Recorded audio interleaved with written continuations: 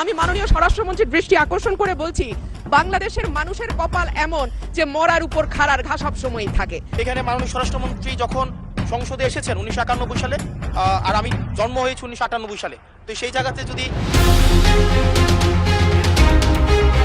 এদিকে আজকের সংসদ অধিবেশনে রুমিন ফারহানা স্বরাষ্ট্রমন্ত্রীকে সরাসরি গালাগালি করে এই নিয়ে দেশ উত্তাল হয়েছে। আজকে সংসদে তুলপার পরিস্থিতি হাসনাত আব্দুল্লাহ ও স্বরাষ্ট্রমন্ত্রীর বিরুদ্ধে। স্বরাষ্ট্রমন্ত্রী আইনের ব্যাখ্যা না দিয়ে আইনমন্ত্রী আইনের ব্যাখ্যা দিবেন। স্বরাষ্ট্রমন্ত্রীর এসবে মনোযোগ দেওয়া দরকার। স্বরাষ্ট্রমন্ত্রীর মনোযোগ দেওয়া দরকার। সারা দেশে কোথায় কোথায় সন্ত্রাসীরা রয়েছে। জুলাই যোদ্ধাদের ইনডেমনিটি দেওয়ার বিষয়ে, আইনি এবং সাংবিধানিক সুরক্ষা দেওয়ার বিষয়ে জুলাই জাতীয় সনদে আমরা অঙ্গীকারাবদ্ধ হয়েছি। অঙ্গীকার নামার এটা 5 কি 6 নম্বর দফা 6। আমাদের মহান জাতীয় সংসদে এক বিরল দৃশ্যপট আমরা দেখতে পাচ্ছি। ডেপুটি স্পিকারের জামাতের প্রতি কিছুটা ঝোঁক, জামাত প্রেম, অত্যন্ত নিরপেক্ষ ভূমিকা দেখতে পাচ্ছি। পর্দার অন্তরালে এটা একটা দুর্বিসন্ধি, এটা বড় কিছুর আলামত। আমাদের জাতীয় সংসদের ডেপুটি স্পিকার, তিনি তার অভিষেক হয়েছে। অন্তর্বর্তীকালীন সরকারের সময় মাননীয় স্পিকার আমরা দেখলাম মব কালচার। 2024-এর সেপ্টেম্বর থেকে 2026-এর জানুয়ারি পর্যন্ত মাননীয় স্পিকার আমাদের যেই পরিসংখ্যান সেটা বলছে যে 250-300-র উপরে মানুষ নিহত হয়েছে এই মবের খপ্পরে পড়ে। আজকের সংসদ অধিবেশনে রুমিন ফারহানা অনেক রহস্য উন্মোচন করে এবং স্বরাষ্ট্রমন্ত্রীকে সরাসরি ধুয়ে দেয়। স্বরাষ্ট্রমন্ত্রীর বিরুদ্ধে আজকে অনেক এমপিরাই বক্তব্য দিয়েছে, অন্যদিকে স্বরাষ্ট্রমন্ত্রীও রেগে গিয়ে অনেক কথা বলেন। দর্শক শ্রোতা, আজকের সংসদ অধিবেশনে অনেক ঘটনা ঘটে এবং এই নিয়ে স্পিকার থেকে শুরু করে সবাই কিন্তু রেগে যায়। আপনারা সম্পূর্ণ ভিডিও দেখবেন। সংসদে রুমিন ফারহানা যা যা বলেছে, হাসনাত আব্দুল্লাহ, অন্যদিকে স্বরাষ্ট্রমন্ত্রী, সবার বক্তব্যগুলো দেখাবো এবং এই নিয়ে অনেক রহস্য যে উন্মোচন হয় সেইগুলোও দেখাবো।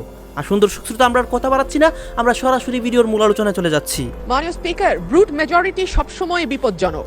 অতীতেও আমরা সংসদে যখন ব্রুট মেজরিটি দেখেছি সেটা পরিণতি খুব ভালো হয়নি।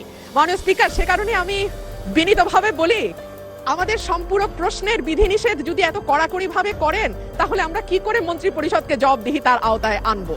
মাননীয় সদস্য, এটা এই অবস্থান থেকে করা হয়নি। We are abide by the rules and regulations of the parliamentary procedure, and I am hereby to declare that I cannot go beyond the procedure. I understand মাননীয় স্পিকার, কিন্তু তারপরেও একটু যদি উদার হই তাহলে বোধহয় ভালো হয়। আমাদের মাননীয় স্বরাষ্ট্রমন্ত্রী উনি অত্যন্ত দক্ষ যোগ্য ব্যক্তি, উনি সংবিধান যেমন ভালো জানেন, আমি নিশ্চিত উনি ওনার মন্ত্রণালয়ের ব্যাপারেও অনেক বেশি জানেন। সে কারণেই একেবারে সম্পূরক প্রশ্ন ঠিক ওই মূল প্রশ্নের আঙ্গিকে না হলেও আমি মাননীয় স্বরাষ্ট্রমন্ত্রীর দৃষ্টি আকর্ষণ করে বলছি, বাংলাদেশের মানুষের কপাল এমন যে মরার উপর খাড়ার ঘা সব সময়ই থাকে। দীর্ঘ 15 বছর গুম, বিচার বহির্ভূত হত্যা, হেফাজতে নির্যাতন, নেতাকর্মীদের ধরে নিয়ে গিয়ে পা ভেঙে ফেলা, অসুস্থ করে দেওয়া, এই কালচার ছিল। এরপরে অন্তর্বর্তীকালীন সরকারের সময় মাননীয় স্পিকার আমরা দেখলাম মব কালচার।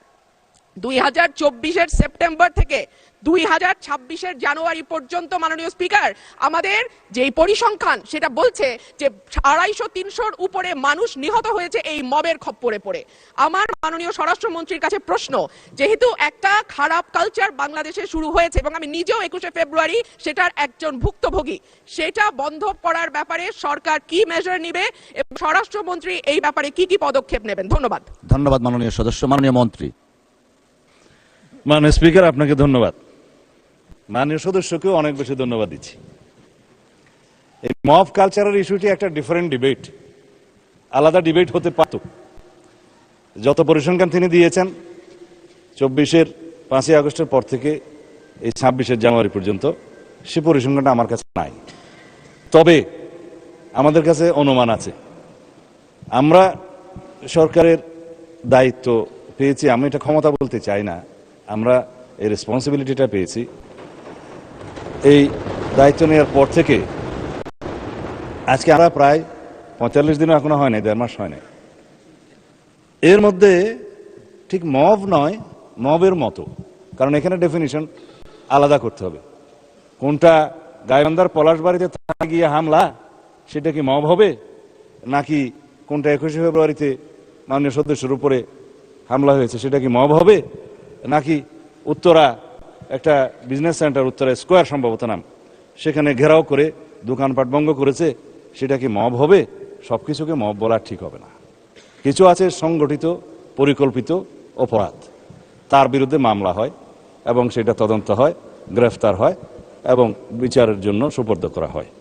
কিন্তু স্পষ্ট উচ্চারণ আমরা করেছি দায়িত্ব নেওয়ার পরে, বাংলাদেশে কোনো রকমের মফ কালচার আর থাকবে না। রাস্তাতে যে কোনো দাবি নিয়ে সড়ক অবরোধ করে দাবি আদায়ের যে প্রবণতা ইন্টারিম গভর্নমেন্টের সময় দেখা গিয়েছে, ক্ষেত্র বিশেষে সেই গভর্নমেন্টের দুর্বলতার কারণে ইন্সপায়ার্ড হয়েছে, সেটাকে আমরা আর কখনো এলাও করব না। গণতান্ত্রিক প্রক্রিয়া হিসেবে দাবি থাকবে, সেই দাবির জন্য সংশ্লিষ্ট কর্তৃপক্ষের কাছে, মন্ত্রণালয়ের কাছে, ডিপার্টমেন্টের কাছে অবশ্যই দাবিনামা স্মারকলিপি দেওয়া যাবে।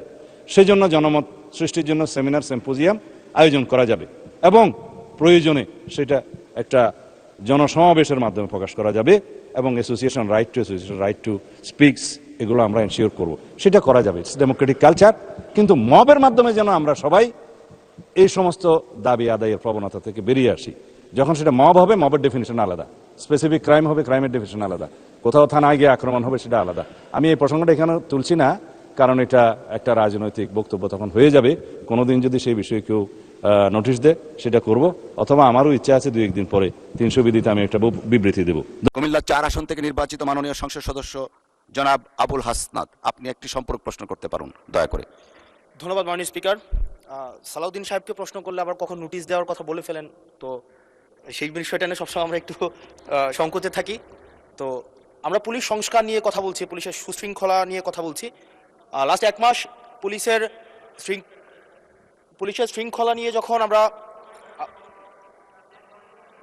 স্বরাষ্ট্রমন্ত্রী মহোদয়, তো মাননীয় স্পিকার, মাননীয় সদস্য জি আসলে বলতে দেন।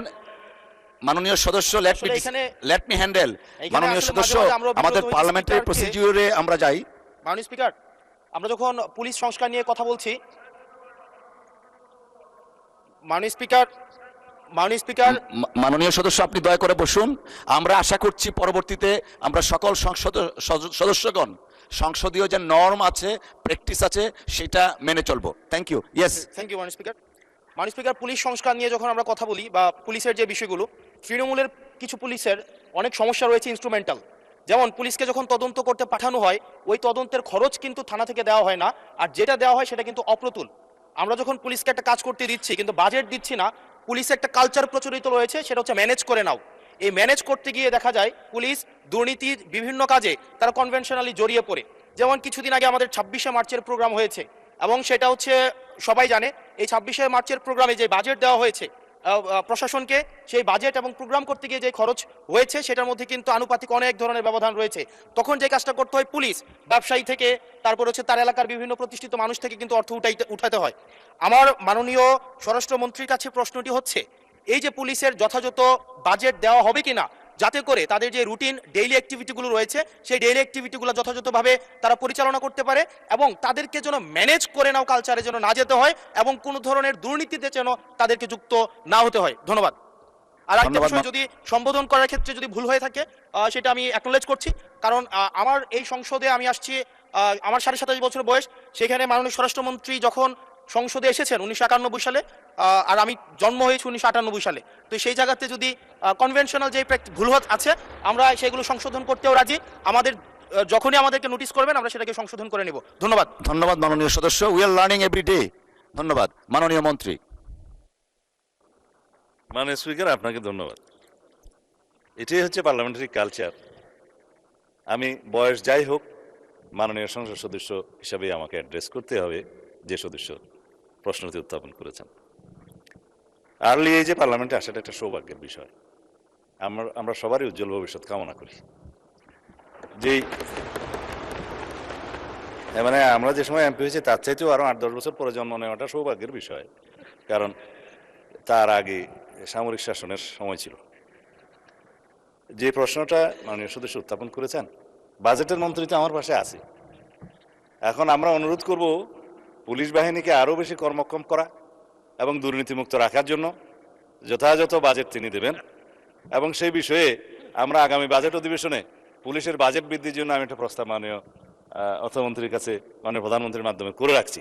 এটা সত্য কথা যে পুলিশের যে পরিমাণ রিসোর্স দরকার, যে পরিমাণ বাজেট দরকার, সেই পরিমাণ আমাদের অর্থনীতি সহ্য করতে পারে না বলেই হয়তো আমরা দিতে পারি না।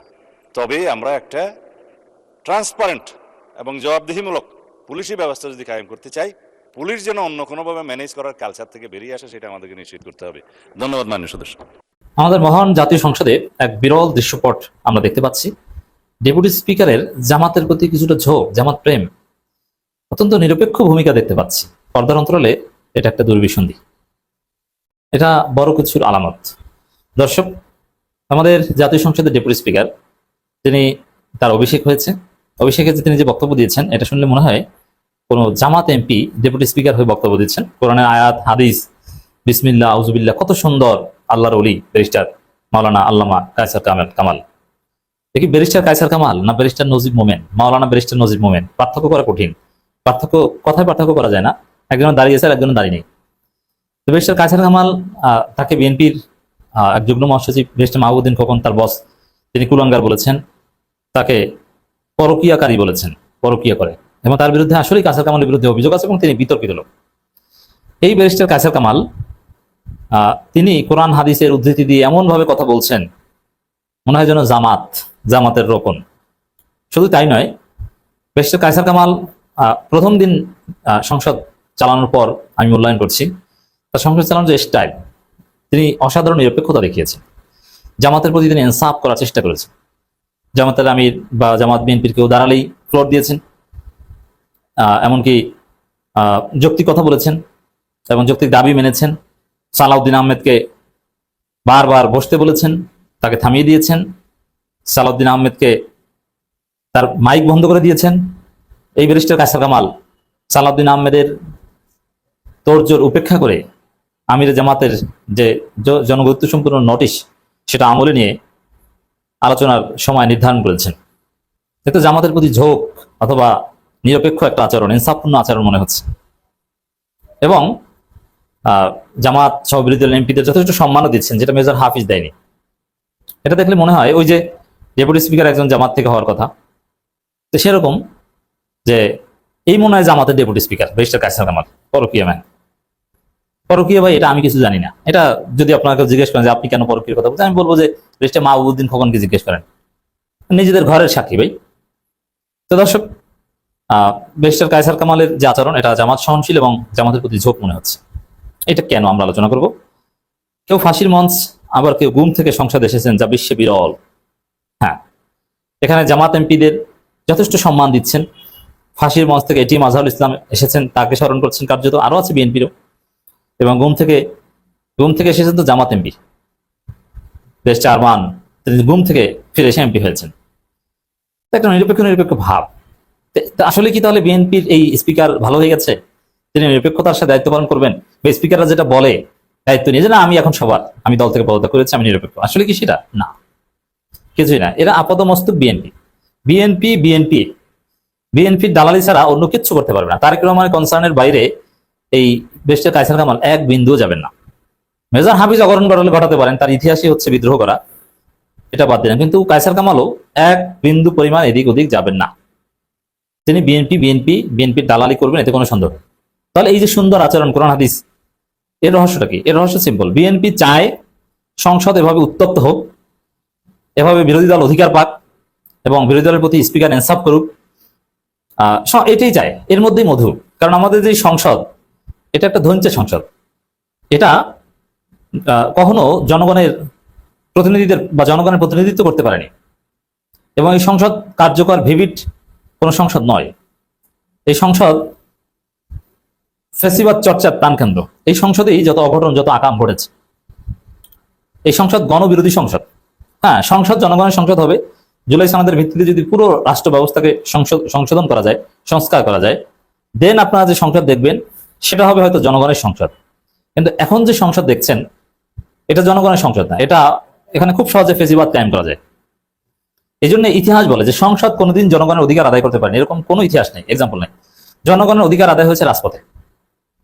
এখন যেহেতু সংসদের মধ্যে রাজনীতি সীমাবদ্ধ রাখতে পারলে বিরোধী দল এরকম চিল্লাচিল্লি করবে, আব্দুল হান্নান মাসুদরা চিৎকার দিবে, আমিরে জামাত দাঁড়িয়ে যাবেন, স্বরাষ্ট্রমন্ত্রীকে ডেপুটি স্পিকার থামিয়ে দিবেন, জামাত এমপিরা অনেক কথা বলবে, রক্ত গরম করা বক্তব্য দিবে, এটি তো বিএনপি চায়। আপনারা তো দেখলেন এখানে কি কথা হচ্ছে, অনেকে কিন্তু অনেক কথা বলতেছে, অনেকে আলোচনা করতেছে, অনেকে সমালোচনা করতেছে দেশের বিভিন্ন অবস্থা এবং পরিস্থিতি নিয়ে, বিশেষ করে এখানে দেশের রাজনীতির প্রেক্ষাপট নিয়ে কথা হয়। এবং আমরা দেখতে পাচ্ছি আজকে সংসদ অধিবেশনে যে অনেক ঘটনা ঘটেছে এবং রুমিন ফারহানার বক্তব্য বা সংসদে সবার বক্তব্য দেখিয়েছি গেছে, এই বিষয়গুলো দেখে এবং দেশের রাজনীতির প্রেক্ষাপটগুলো নিয়ে আপনার মন্তব্য কি?